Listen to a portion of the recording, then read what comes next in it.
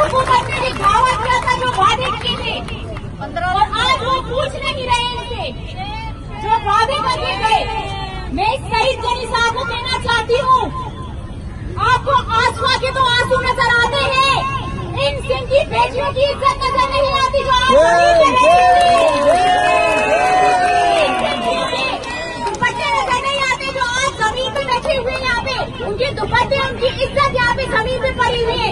आसमां के आंसू नजर आ जाते जो एक चोर डाकू अपने बाप को बचाने के लिए पहुंच जाती है। इन सिंह की बेटी के पास आई,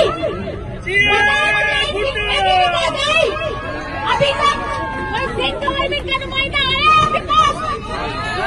कोई वहाँ की जो एक बेची हुई अपना गला फाड़ के दुआएं करवा रही होती है, गानाबाजी करवा रही होती है, मुझे बताएं आपके पास आई? 15 दिन हो गए। हम आपके साथ हैं, गलीबाग शेख साहब ने कहा था हम आपके हाथ में हैं, आप लोग पीछे चले, हम आपका आगे बढ़े।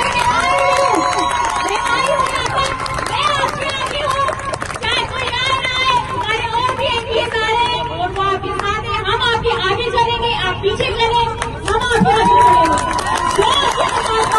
जो आपके हम इंशाल्लाह आज आपको निकलवाते रहेंगे और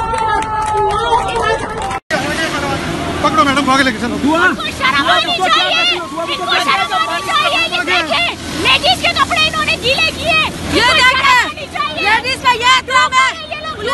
अबे ये किसने किया, कौन सा बंदे ने कपड़े इन्होंने गीले किए? धूप मारो, ये काम है। अबे ये किसने किया, कौन सा बंदे ने गीले किए?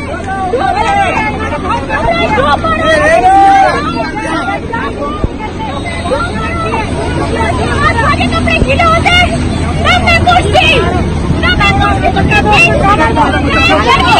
गीले शर्म आनी चाहिए लोगों को।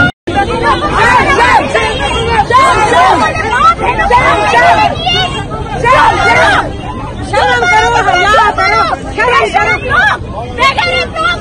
हम देश के कपड़े गीले